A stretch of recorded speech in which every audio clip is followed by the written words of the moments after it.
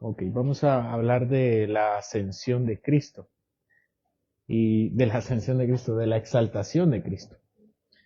Y este era el último tema de nuestra clase de la doctrina de Cristo o Cristología, donde entendemos quién es Cristo y qué ha hecho por nosotros.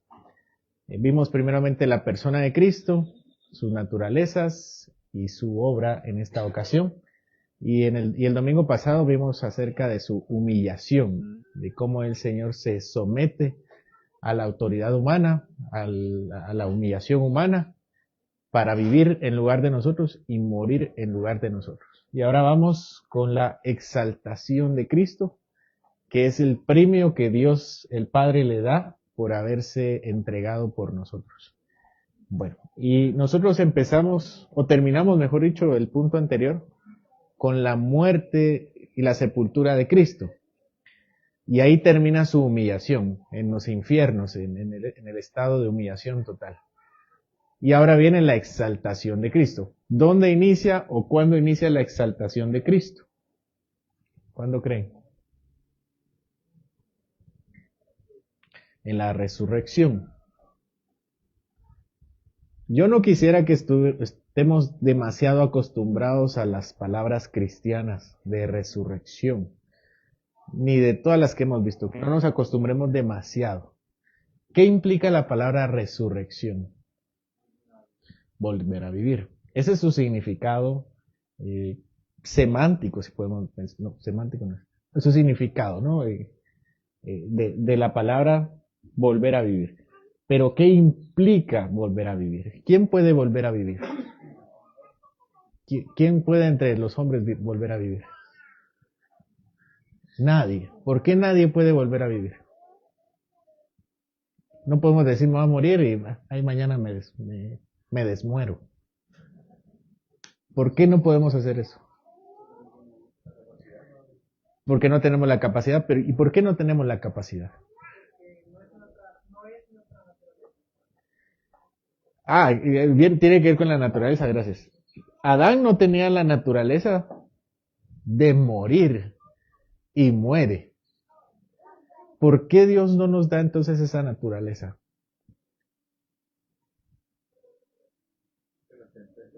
Porque es una sentencia, exactamente. Porque es un castigo.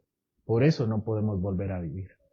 Porque el Señor nos ha castigado y nos ha condenado en Adán y nos dijo, muriendo morirás, nos dijo. De cierto morirás, dice Reina Valera. Ciertamente morirás, dice. Muriendo morirás, es nuestra sentencia. Y una de las formas que lo plantea la Biblia es que estamos bajo el poder de la muerte y de la tumba. No podemos, no podemos. Ninguno de nosotros ha experimentado la muerte, pero es evidente que quienes conocemos que han muerto no están acá y no pueden volver, no pueden regresar, porque están bajo su poder. Por eso, el Señor estando bajo el poder de la muerte y sin poder regresar, sin tener la capacidad de hacerlo, recibe un premio. Y ese premio es volver a la vida. Lo que nadie puede hacer. Y nadie merece. Porque es una condena. Y el Señor la recibe precisamente por su humillación. Por su obediencia activa, que dijimos que era haber vivido en la ley. Y su obediencia pasiva, que es haber sufrido bajo la ley. Y entonces este es su primer estado, la primera estancia de su siguiente estado, que es el estado de exaltación. ¿Dónde vemos que su exaltación es parte de su exaltación? ¿Dónde dice la Biblia?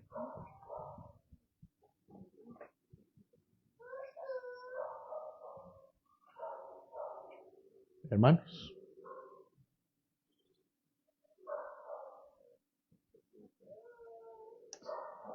¿Dónde dice la Biblia que la resurrección de Cristo es su exaltación, es parte de su exaltación?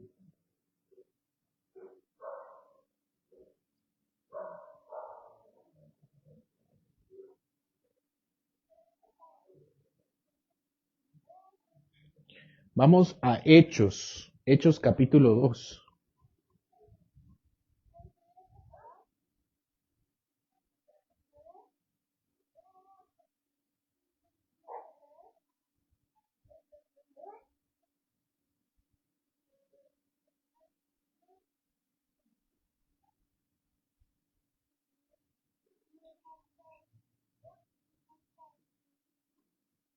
Hechos 2:30. Dice, este es el apóstol Pedro predicando. Pero siendo profeta y sabiendo que con juramento Dios le había jurado que su descendencia, en cuanto a la carne, levantaría al Cristo para que se sentase en su trono, viéndolo antes, habló de la resurrección de Cristo, que su alma no fue dejada en el Hades, ni su carne vio corrupción. A este Jesús resucitó Dios, de lo cual todos nosotros somos testigos. Ahora acompáñeme a 1 Corintios 15.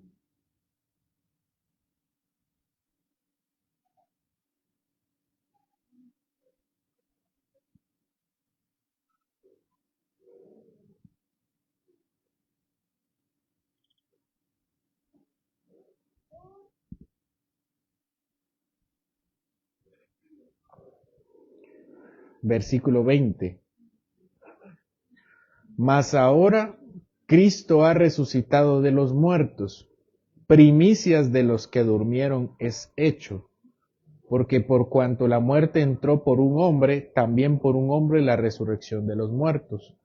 Porque así como en Adán todos mueren, también en Cristo todos serán vivificados, pero cada uno en su debido orden. Cristo las primicias, luego los que son de Cristo en su venida.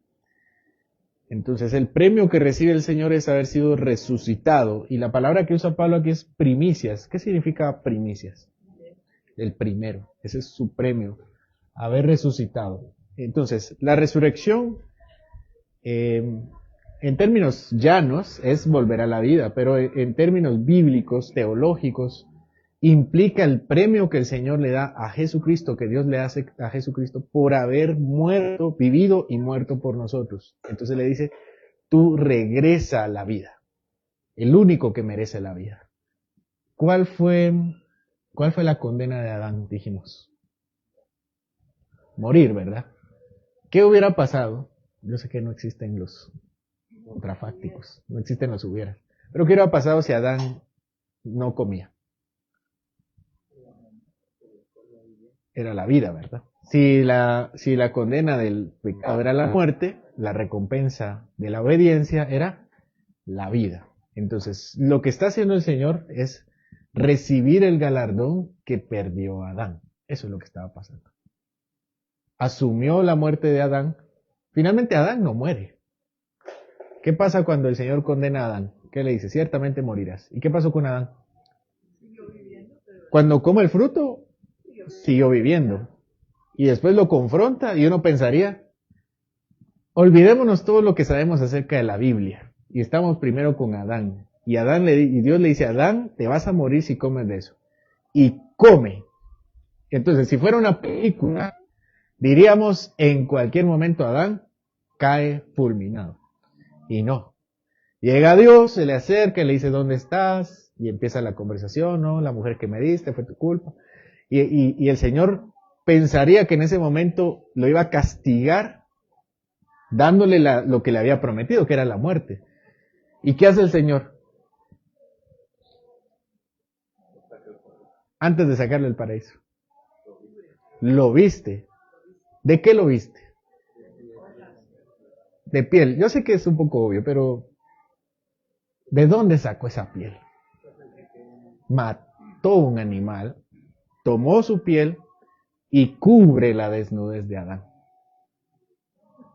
¿Ya? De las hojas. Bueno, el mito de las hojas sale porque, después que él come, él se cubre. No, dice que se cubrió con hojas, pero si se cubrió, no iba a andar con unos animales. O sea, de ahí viene el tema de la idea de las hojas. Pero el Señor, cuando Él se cubre con lo que encuentra. Digamos que pueden ser hojas. Pero cuando el Señor lo cubre con la piel de un animal. Mata a un animal para cubrir la desnudez del hombre. Y entonces pensaría, entonces la historia, por eso decimos, tenemos que leer otra vez Génesis con nuevos ojos y decir, se supone que Adán tenía que morir, y lo que hizo el Señor fue matar a un animal para cubrir la desnudez de Adán y de Eva, por supuesto. Entonces decimos, entonces ya no lo va a castigar, ya no lo va a matar. Así se dice, sí se dice hojas de higuera. Ellos. Gracias. Ellos sí se hicieron hojas. Bueno, entonces uno pensaría que los va a agarrar y los va a condenar, pero no, solo los saca del paraíso, o los saca del huerto. Y esa es la historia. Finalmente, bueno, a lo que quiero llegar es que Adán y Eva no mueren. Eventualmente llegaron a su edad y mueren de viejos, pero ellos empiezan a conocer que su cuerpo está descansando y su alma está descansando también en un lugar, pero no están muriendo, digamos. Y entonces viene Jesucristo y viene a revertir los efectos de Adán, de las consecuencias. Y él sí muere de verdad. Él sí muere de una forma que Adán nunca muere. Y de una forma que nosotros jamás conoceremos. Cuando él toma nuestra, otra vez, tal vez hemos estado demasiado acostumbrados a las lecturas, pero cuando él sufre en la cruz no sufre solo por los clavos o por las laceraciones, sufre porque el Señor lo abandona. A ninguno de nosotros nos ha abandonado el Señor. Aún en los dolores, uno dice, ¿y usted cómo puede soportar los dolores? El Señor nos sostiene. ¿Cómo? No sabemos. ¿O cómo? Ustedes dicen, no, voy a hacerme más fuerte. Ahora me duele la cabeza y me voy a hacer más fuerte de mi cabeza. ¿Qué hace uno? Orar al Señor y decir, Señor, ayúdame con mi dolor. Y es Él que nos sostiene. Entonces, bueno, el Espíritu nos consuela, ¿verdad? En todo sentido, ¿verdad? Dolores del alma, dolores físicos, el Señor. Pero cuando Jesús clama en la cruz, nadie lo sostuvo. O sea, lo único que lo sostuvieron eran los clavos. Pero Dios no llegó a cuidarlo. Entonces, nadie de nosotros ha sufrido ese dolor. Jamás. Ni los crucificados han sufrido como el Señor sufrió en la cruz. Y por eso el premio, Él sí muere como Adán, y Adán no muere como el Señor le prometió. Y por eso, Él haber muerto como Adán, el Señor lo premia viviendo como Adán. Bueno, como Adán se le prometió que viviría. Y por eso vuelve. El Señor lo hace volver al tercer día. Por eso es la primera parte de su exaltación. Acompáñeme a Isaías 53.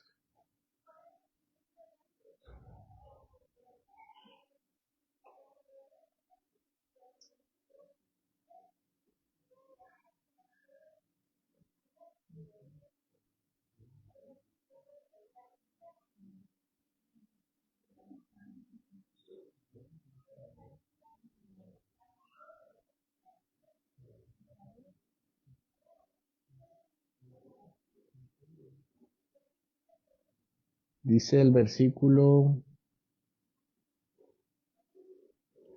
Empecemos en el 1.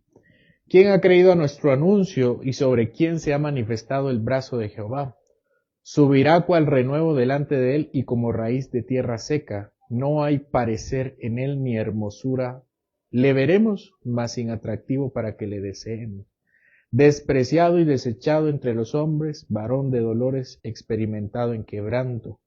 Y como que escondimos de él el rostro, fue menospreciado y no lo estimamos.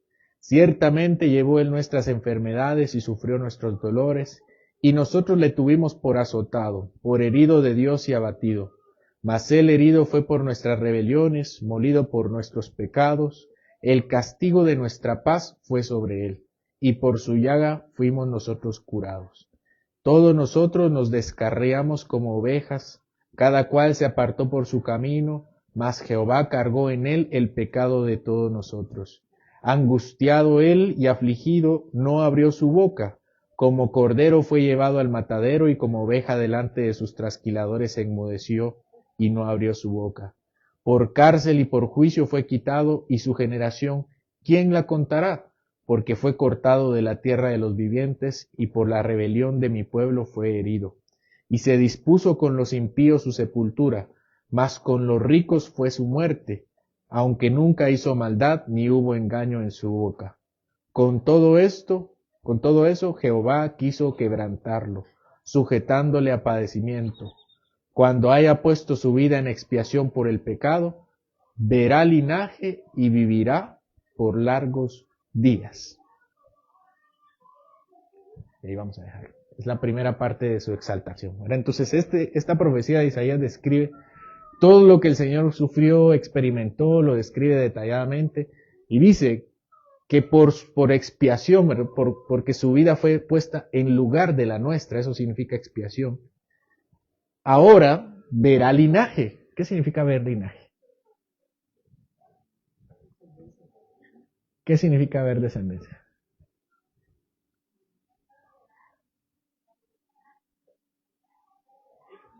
Ver hijos. Tener la oportunidad de ver hijos, ¿verdad? Ese es uno de los premios, ver linaje. Que en este caso no se refiere a hijos literales, ¿verdad? Hijos de sangre, sino hijos espirituales. Y después dice, vivirá por largos días. Esa es la promesa. Y es irónico porque cabe decir que lo acaban de matar. Pero su recompensa, cuando muera, es que vivirá. Otra vez, tal vez estamos demasiado acostumbrados a leer la Biblia, que no nos damos cuenta de esas contradicciones. Que no son contradicciones, porque cuando vemos la historia de Jesús decimos, ah, sí, pues así se cumplió.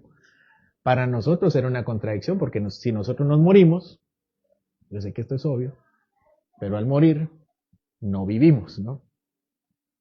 Entonces no tiene sentido para nosotros, pero en Él sí, porque Él muere, pero el Señor lo premia con la vida. Y este es su primer premio, la resurrección, volver a ver a... Pensemos que también Él tiene seres queridos. El Señor era humano, vimos todas sus dificultades, amaba a Lázaro, amaba a su madre. ¿Ustedes qué dicen? Y la vio. Amaba a sus discípulos, a sus hermanos. ¿Cómo sabemos que amaba a sus discípulos después de resucitar? Los fue a buscar. ¿Qué harían ustedes? Imagínense, se mueren y de repente aparecen en el féretro, ¿no? Ya, gracias a Dios me reviví. ¿Qué harían? A Juan. Siempre quedaba recomendado, pero podía ir a despedirse otra vez, ¿verdad? ¿Qué harían ustedes si se despiertan en su funeral, en el féretro? ¿Qué es lo primero que harían? Después de orar y darle gracias a Dios, como buen cristiano. Ir a buscar a la familia, a los amigos, ¿verdad? Darle gracias al Señor porque los podemos ver una vez más. Eso fue lo que pasó con el Señor. Sí. Hubo momentos de duda en el Señor, de debilidad seguramente, y de alivio al resucitar, ¿verdad? Como hubo momentos de angustia, de pedir al Señor que si hubiera otra forma de hacerlo, que por favor así fuera. Ese tipo de debilidades, que no son pecados, sino debilidades del cuerpo, las experimentó el Señor, y también las gratitudes, como cuando resucita Lázaro. ¿Sabía el Señor que Lázaro iba a volver a vivir? Sí sabía. Pero cuando se murió, lloró. Y cuando resucitó, ¿qué pasó? Se alegró.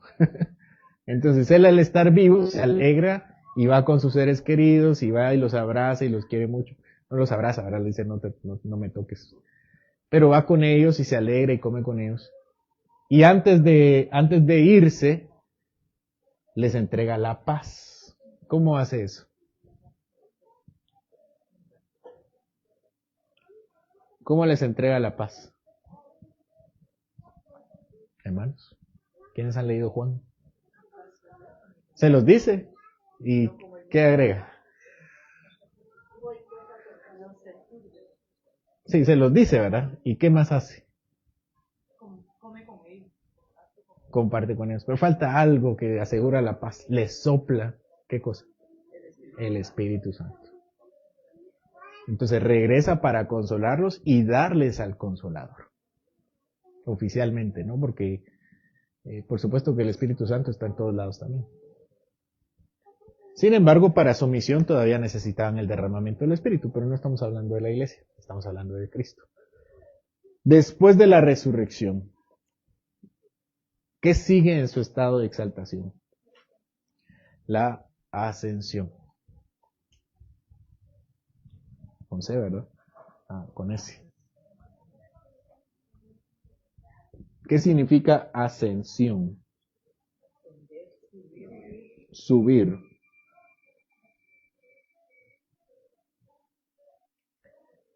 ¿Y cómo esto es un premio?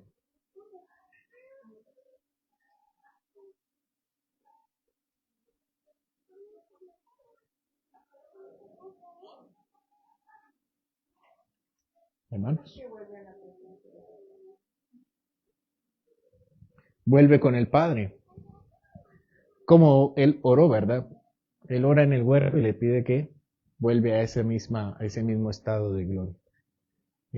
¿Dónde tenemos esto? ¿En qué pasaje de la Biblia?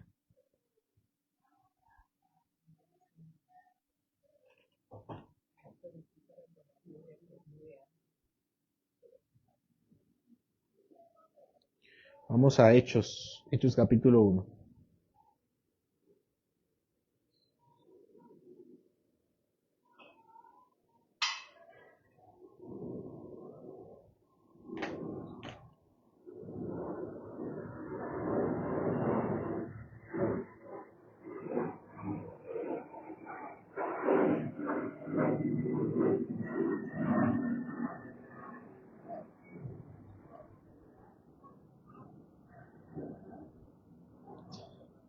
Versículo 6.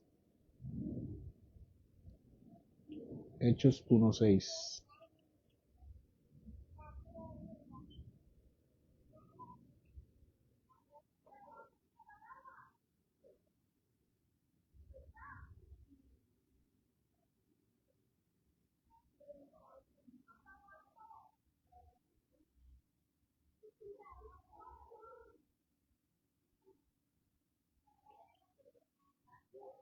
Dice, entonces los que se habían reunido le preguntaron diciendo, Señor, aquí ya resucitado, ¿verdad? Está resucitado.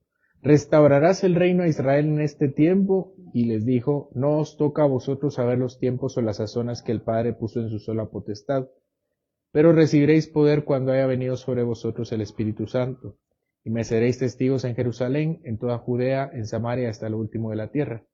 Y habiendo dicho estas cosas, viéndolo ellos, fue alzado y le recibió una nube que le ocultó de sus ojos. Y estando ellos con los ojos puestos en el cielo, entre tanto que él se iba, he aquí se pusieron junto a ellos dos varones con vestiduras blancas, los cuales también les dijeron, varones galileos, ¿por qué estáis mirando al cielo? Este mismo Jesús que ha sido tomado de vosotros al cielo, así vendrá como le habéis visto ir al cielo.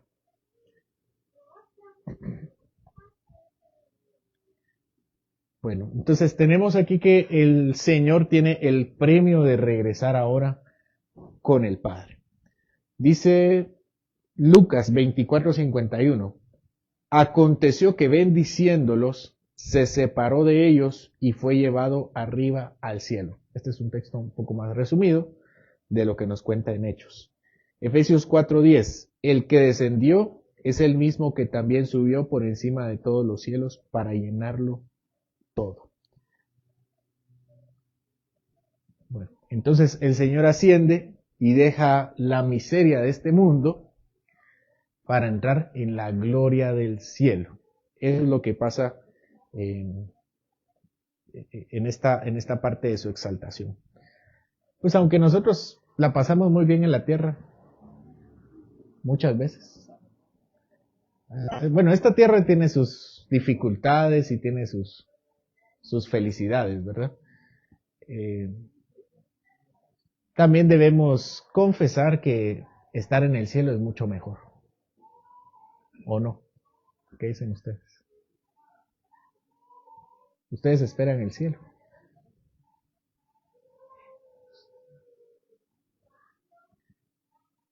Bueno, eso es lo que el Señor recibe, que es entrar en el cielo. El problema de nosotros querer el cielo es que no nos queremos morir. Ese es el problema, ¿no? ¿Por qué no nos queremos morir?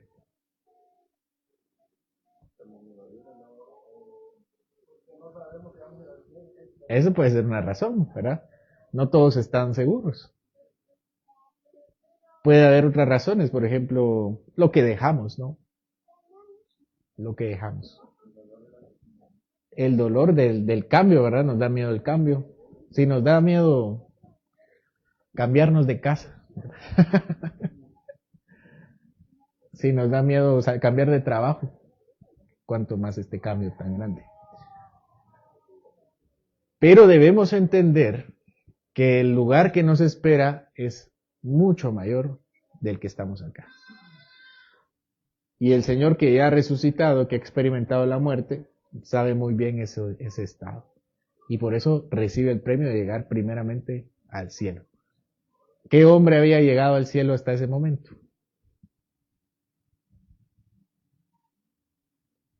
¿Quién?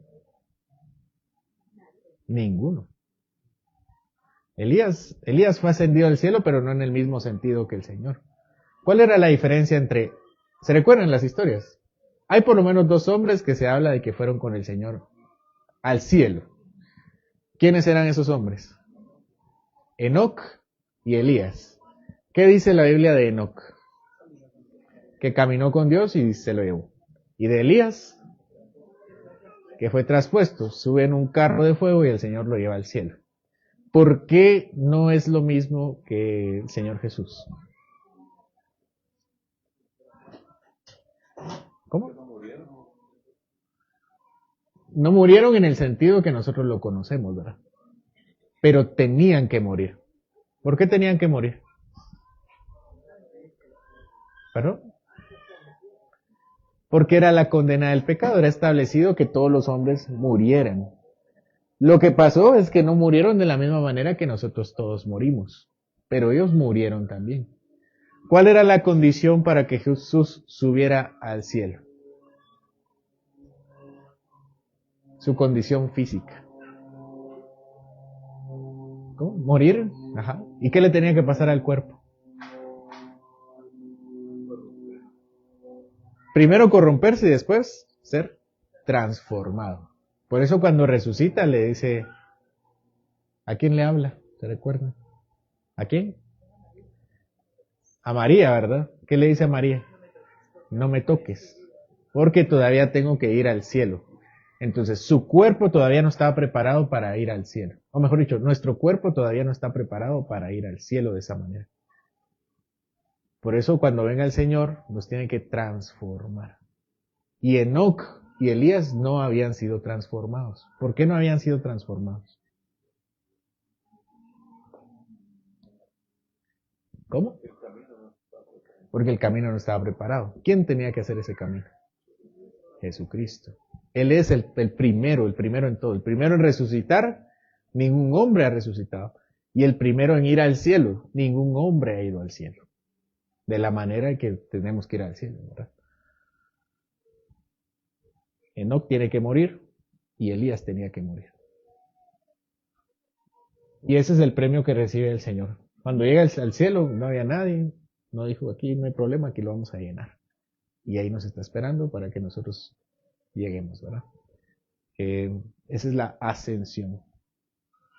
También dice Hebreos 9:24, porque no entró Cristo en el santuario hecho de mano, sino, ¿en dónde? En el cielo. En el cielo. El Señor termina su presencia física aquí en la tierra, la finaliza y empieza su presencia en el cielo para empezar también su oficio. Cuando el Señor entra al santuario del cielo, el cielo es llamado el templo. Cuando entra al templo, ¿qué llega a hacer antes de sentarse? ¿Cómo? ¿Cómo lo purifica? Pensemos en sus oficios, en el oficio sacerdotal. ¿Qué llega a hacer el Señor al cielo? Antes de sentarse. ¿Cómo? Antes de interceder. El Señor, o sea, no lo podemos imaginar de alguna forma, porque no sabemos cómo fue. Pero el Señor tuvo que haber entrado al cielo con su sangre, como un sacerdote. Entrar, ¿y a dónde tenía que entrar? Al lugar santísimo. Solo pensemos que en el cielo no es como en la tierra, ¿verdad? No estaban las paredes, no estaba nada. Pero teológicamente el Señor tenía que llegar con su sangre y entrar al lugar santísimo y poner su sangre ¿dónde? En el propiciatorio. Para saber si el Padre iba a aceptar su sacrificio. ¿Lo aceptó? ¿Y qué hizo después? Entonces sí, ¿qué hizo después de haberlo aceptado? Se sentó. ¿Por qué se sentó?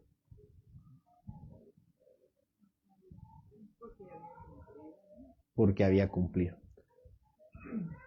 Se llama la cesión de Cristo. Es sentarse.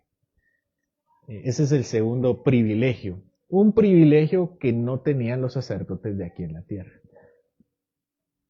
En esencia, es la misma presencia que estaba en el tabernáculo y en el templo que la que estaba en el cielo. Es en esencia la misma. ¿Por qué es en esencia la misma? Porque es un solo Dios. La presencia de Dios está en el cielo y estaba también en el lugar santísimo. Ahí estaba la presencia de Dios. Entonces, los sacerdotes entraban al lugar santo, al lugar santísimo, llevaban la sangre y después, ¿qué tenían que hacer? ¿Pero? Rociarla en el propiciatorio. ¿Y después? ¿Qué hacían después? ¿Perdón? Ellos, ¿qué hacían después ellos? Eso lo hacían antes. Eso lo hacían antes, se bañaban. Imaginen al sacerdote. Entraba con su campanita, ponía la sangre en el propiciatorio, la rociaba, como ustedes quieran. ¿Y después qué hacía? Yo soy el sacerdote. Díganme qué hacer ahora. Me regreso. ¿A dónde? Afuera de la presencia de Dios. Yo no puedo estar en la presencia de Dios. Me tengo que salir. Solo vengo a pedir perdón y me voy. Y después tengo que venir al otro baño a hacer exactamente lo mismo, a pedirle otra vez perdón. Y después me iba a morir como sacerdote. ¿Y qué tenía que hacer entonces? Hay que escoger un nuevo sacerdote para que vuelva a hacer lo mismo año con año. Y no puedo quedarme en el lugar santísimo. Me tengo que ir. Solo vengo a pedir perdón y me tengo que regresar a mi miseria, a mi mundo, a mi realidad. Pero el Señor no. El Señor ya no hay templo. Tiene que entrar al cielo con su sangre. Pone su sangre en el propiciatorio y el Señor le dice, siéntate. ¿Eso qué significa? Te he aceptado. Ya no hay que volver a hacerlo, como dice el hermano Ron. O sea, entendemos lo que está pasando en la cesión de Cristo. Siéntate a mi diestra hasta que ponga a tus enemigos por estrado a tus pies. Pero lo que significa es que el Señor se aceptó su vida y su sacrificio. Ya no le dijo, vete ya, regresa a tu miseria, al mundo, a seguir pecando y después vuelves otra vez. No, el Señor le dijo, ya, se acabó. Se acabaron los sacrificios. No hay más necesidad de sacrificios. El perdón está, como dice él en la cruz, consumado, pagado en su totalidad. No hay más necesidad de sacerdotes. Y por eso se sienta. Él tiene el permiso de quedarse en la presencia del Señor. Y por eso dice que ha abierto para nosotros un camino. No como el del sacerdote que entraba y se salía, sino alguien que entra en la presencia y se queda. Porque todos, desde que hicieron el tabernáculo, nadie se podía quedar en la presencia de Dios. Cuando hicieron el tabernáculo, ¿qué pasó? ¿Se saben la historia del tabernáculo?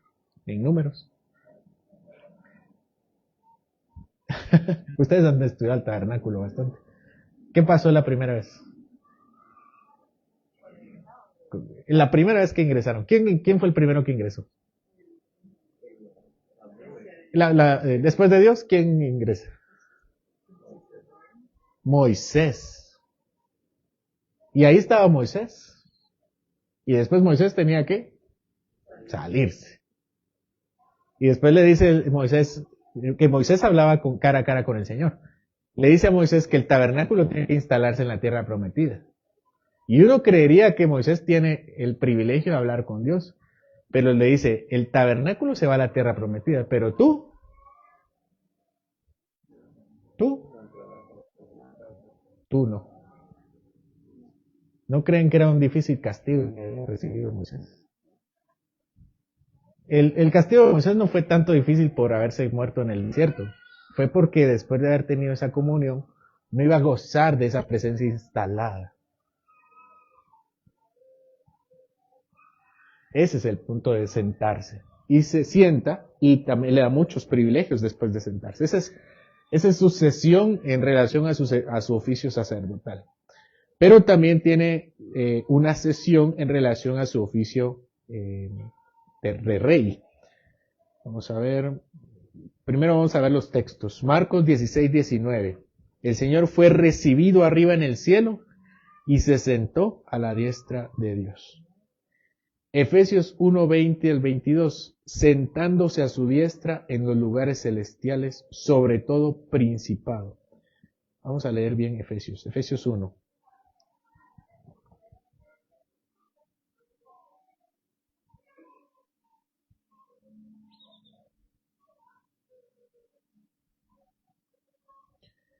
Efesios 1, 20 al 22.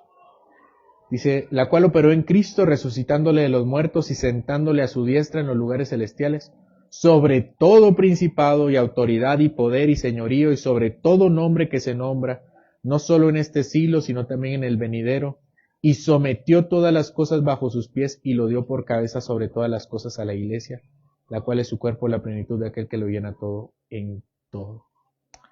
Hebreos 1:3. Se sentó a la diestra de la majestad en las alturas. Romanos 8:34. Cristo está a la diestra de Dios, el que también intercede por nosotros.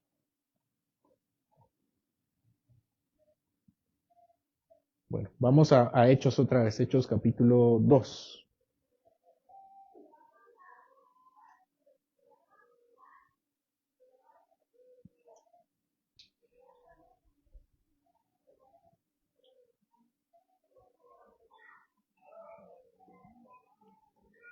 Y vamos a seguir leyendo el versículo 33,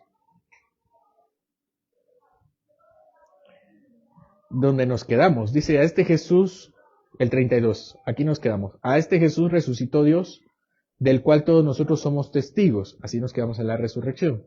Ahora el 33, Hechos 2:33.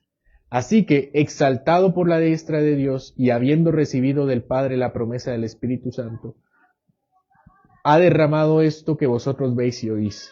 Porque David no subió a los cielos, pero él mismo dice, dijo el Señor a mi Señor, siéntate a mi diestra hasta que ponga a tus enemigos por estrado de tus pies. Sepa pues ciertísimamente toda la casa de Israel, que a este Jesús, a quien vosotros crucificasteis, Dios le ha hecho Señor y Cristo.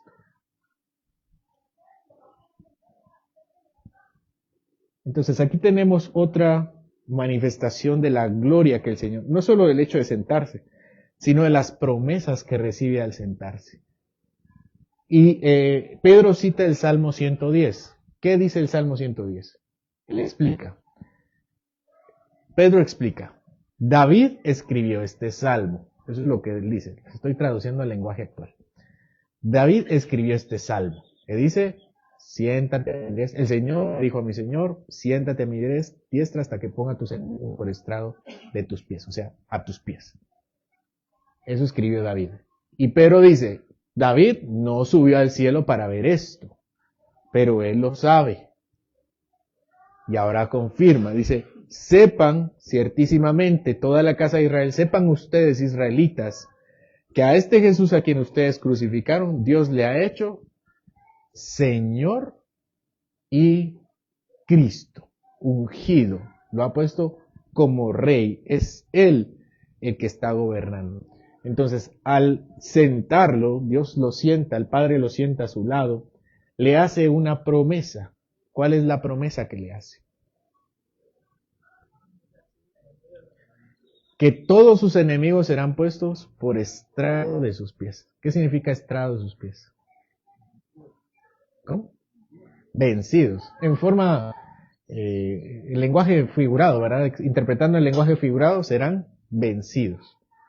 Y literalmente, ¿qué significa estrado de sus pies? Literal, de forma literal.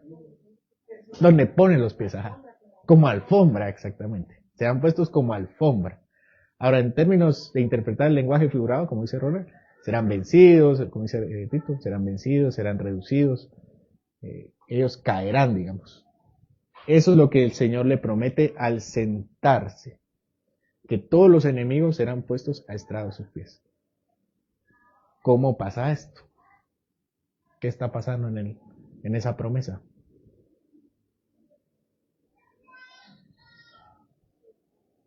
¿Cómo? Está gobernando, ¿verdad? Y empieza algo que se llama el reinado mediador del Señor. Jesús o Cristo ya gobernaba como Dios a través de la providencia, pero ahora empieza su gobierno como mediador. Su gobierno como mediador. Ahí le hizo Señor y Cristo. Lo que está diciendo es que antes no era Señor y Cristo. Ahí le hizo Señor y Cristo. Ahí lo puso como rey y le dio el permiso de gobernar.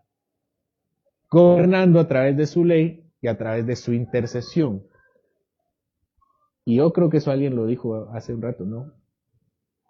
Dice Hebreos 7:25. Porque el Señor así puede salvar perpetuamente, viviendo siempre para interceder. ¿Interceder por quién? ¿Mediador de quién? De todos los hombres. De la iglesia, ¿verdad? Él es mediador de la iglesia. Y la gobierna a través de la palabra, a través de los sacramentos, a través de la oración, de los medios de gracia. No tengo tiempo para entrar en esto, lo vamos a dar en otra clase, pero así gobierna la iglesia e intercede por nosotros. Dios o Jesús no intercede por todos los hombres. ¿Por qué no intercede por todos los hombres?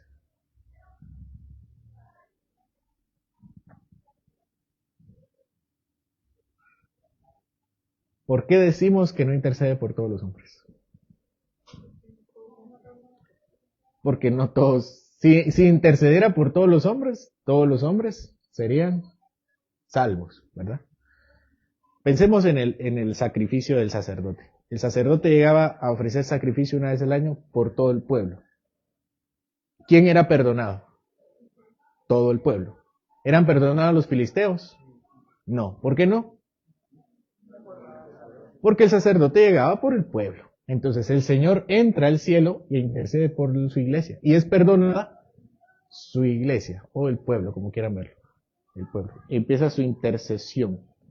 Mateo 28:18 dice, toda potestad me es dada en el cielo y en la tierra.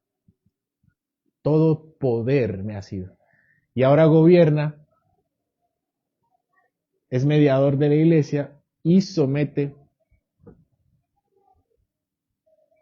a la creación, incluyendo a los hombres y a las criaturas celestiales. Eso lo dice Efesios 1, ya lo leímos. Acompáñenme a Efesios 1.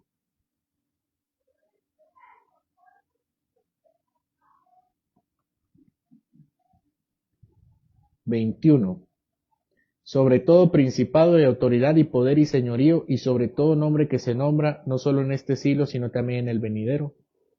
Y sometió todas las cosas bajo sus pies, y lo dio por cabeza sobre todas las cosas a la iglesia. Y somete entonces a toda la creación.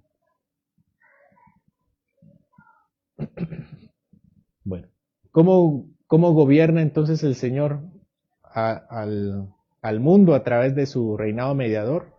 Por medio de la palabra y los sacramentos.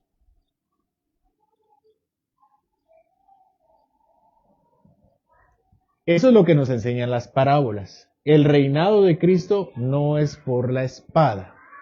es por la palabra. ¿Cómo gobierna por la palabra?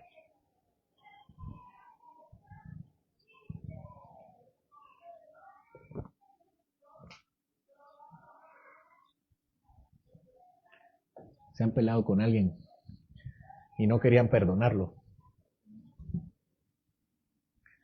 ¿Cuándo se han peleado con alguien y no querían perdonarlo? Y uno está dispuesto a pelearse, empieza a preparar toda la lista de defectos, de insultos cristianos, o sea, no tan fuertes. Y viene la otra persona y dice, perdón. ¿Cuál es nuestra respuesta?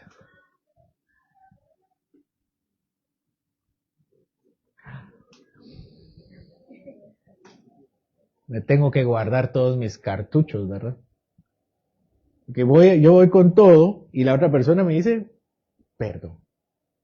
Entonces tengo que guardar todas mis armas, tirarlas, primero la cara de vergüenza, ¿no?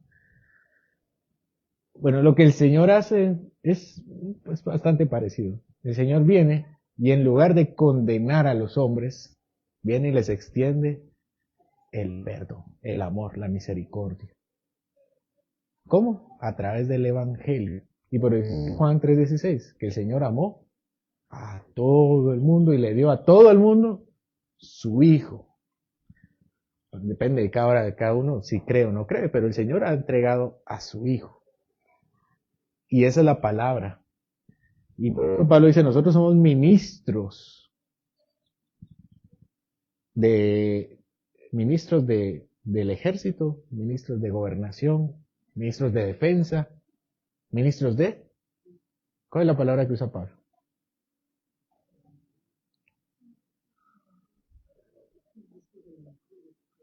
Ministros del Evangelio. Hay otra que usa. Tenemos el ministerio de la reconciliación. Y les clamamos y les decimos, ¿qué dice después?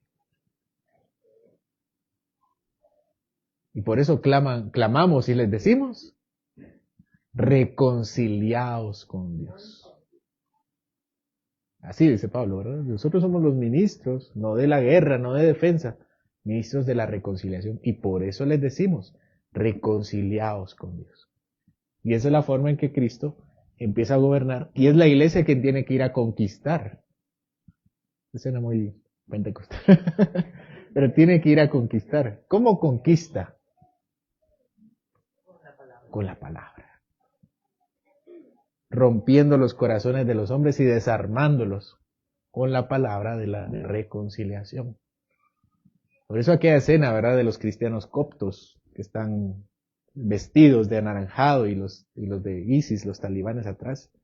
¿Y ellos qué hicieron? Extenderles el perdón. Y así les ganaron la guerra. Los de ISIS le quitaron la vida, pero ellos ganaron la guerra. Y finalmente sí se convirtió alguien, no sé si sabían la historia de que sí se convirtió alguien, que después lo querían matar. Ese creo que no lo contó La Voz de los Mártires. Querían matarlo y se terminó yendo. Y esa es la forma en que entonces empieza Cristo a someter a todos sus enemigos debajo de sus pies. Pero también hay que pensar que no todos lo van a hacer. Vamos a Filipenses capítulo 2.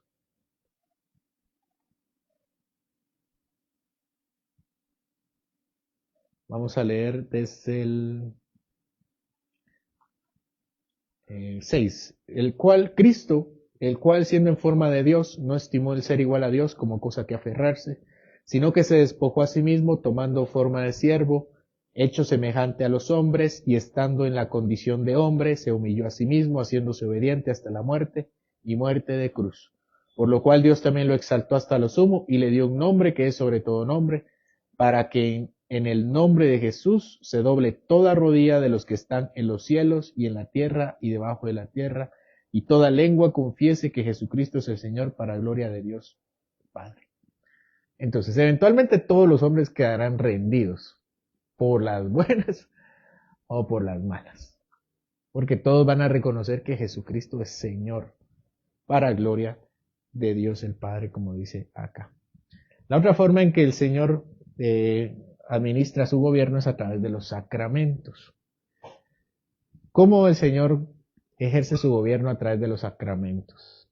Esto lo vamos a expandir en otra clase, pero la manera de introducción.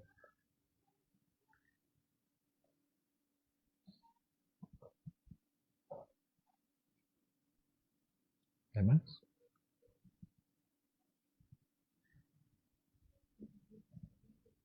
¿Qué pasa en los sacramentos?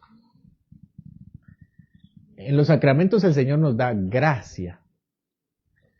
¿Cuál es una de las consecuencias cuando somos disciplinados, cuando somos retirados de la comunión? Se nos retira esa gracia, ¿verdad? Que es justamente la forma en que el Señor nos gobierna. Y vamos a abordar estos temas más adelante porque no es tema, pero para el que lo tengamos como introducción. Terminamos con el último. ¿Qué me falta aquí? El retorno, ¿verdad? ¿Cómo le dicen? La parusía. La segunda manifestación del Señor. ¿Cómo esto es parte de su exaltación?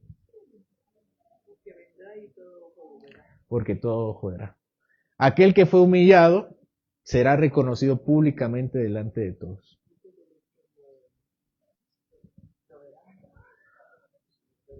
¿Sí? Que los que lo golpearon, lo humillaron, ellos lo verán. Demasiado tarde ya. Pero sí, pero esta manifestación es la forma en que el Señor dice, sí, sí lo acepté de él, sí fue, sí, su sacrificio sí fue acepto delante de mí. Y esa es su última parte en la manifestación. Y aquí seremos tomados en lo que nosotros le conocemos ¿cómo le conocemos cuando nos vayamos con él? El rapto. El arrebatamiento. Bueno, el rapto no. El rapto el que cantan allá en Cobán, pero aquí, arrebatamiento. En Cobán es, ¿verdad? Baja Verapaz. Eh, sí, el arrebatamiento. Sí, ¿verdad? En Alta Verapaz o Baja Verapaz. Bueno, el arrebatamiento es cuando nosotros seamos exaltados con Él. Pero no vamos a hablar de nosotros, vamos a hablar de Él. Y entonces, como dice el mismo Corintios, y vamos a terminar con esto, acompáñenme a Corintios, 1 Corintios 15.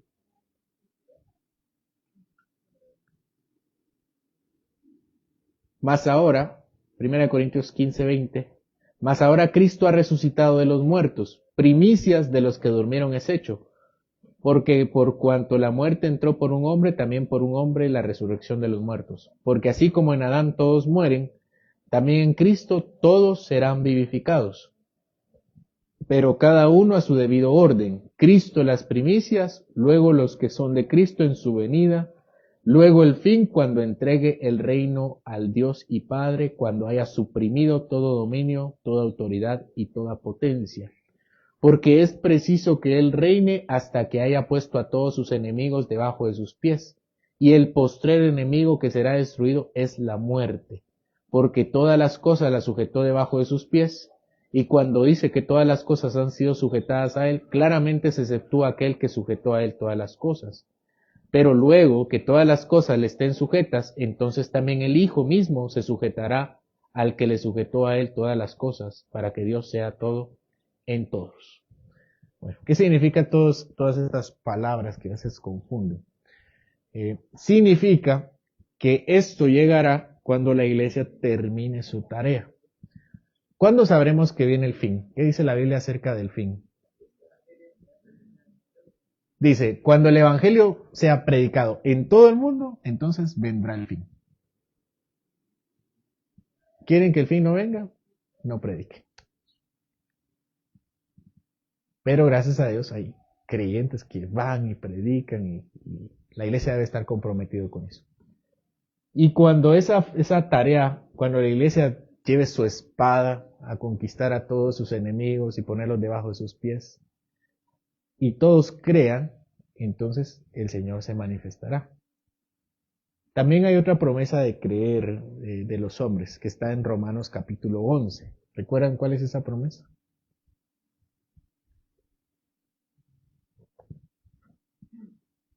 ¿No? ¿Quiénes deben creer? ¿Ya se acordaron?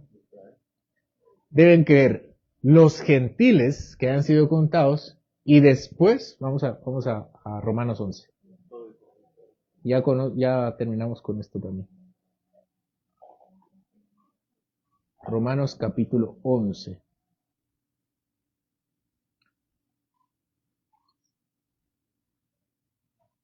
Dice versículo 25.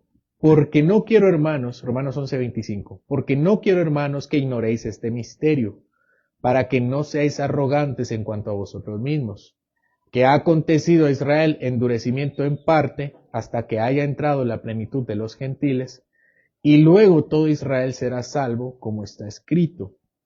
Vendrá de Sión el libertador, que apartará de Jacob la impiedad, y este será mi pacto con ellos cuando yo quite sus pecados. Bueno, entonces dice Pablo, él dice, se revela este misterio. El misterio no es que los judíos serán salvos, eso ya lo sabíamos, el Señor ya lo había dicho.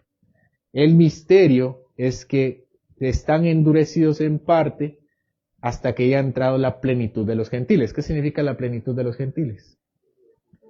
Cuando todos los gentiles entren al cielo, entren al reino, entonces luego todo Israel será salvo. Parece que hay un avivamiento también al final para Israel. Y entonces se cumplirán las promesas y nos iremos con el Señor. Hay muchas promesas acerca de que el Señor será predicado en todo el mundo en el Antiguo Testamento. ¿Se recuerdan de algunas? Dice Sofonías que el nombre del Señor cubrirá todo el mundo, toda la tierra.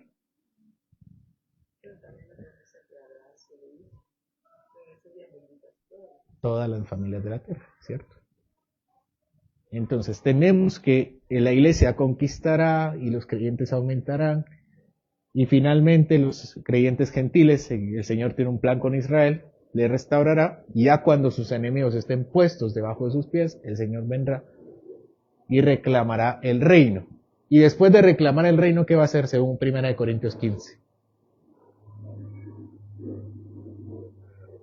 La iglesia de alguna forma le da el reino a Cristo y Cristo recibe el reino. ¿Y después qué hace Cristo con el reino? Se lo da al Padre. Eso dice Corintios, 1 Corintios 15.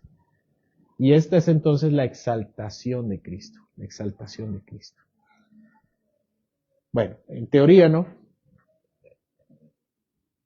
Terminamos nuestra serie de la doctrina de Cristo, esperando, al menos yo espero con todo mi corazón, que cada uno tenga un amor renovado por el Señor, renovado por Cristo.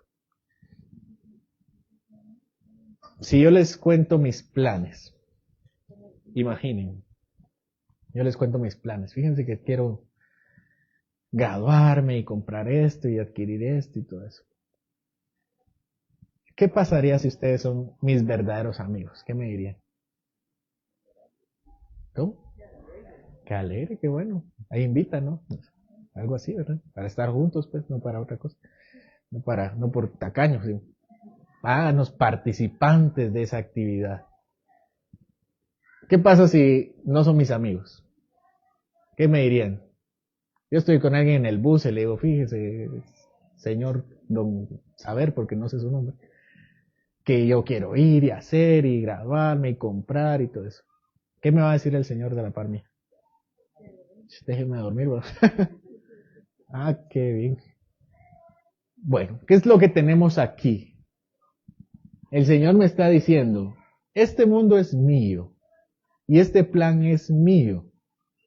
Y esta es la forma en que mis hijos, mis amigos, pueden participar de él. Este es quien soy yo, me dice el Señor Jesucristo. ¿Cuál es nuestra respuesta? Ya es hora de almuerzo. Eso habla mucho de mi amor por el Señor, de mi amor por cualquier persona. Cuando alguien me interesa, cuando me interesa quién es, qué hace, si yo lo amo, yo tengo un genuino interés por eso. Entonces, esto, por supuesto que yo se los he contado porque es lo que dice la Biblia, no, no me he inventado nada, espero yo. Lo único que he hecho es revisar los textos y mostrárselos y lo que ha dicho la iglesia durante mucho tiempo. Se los enseño también.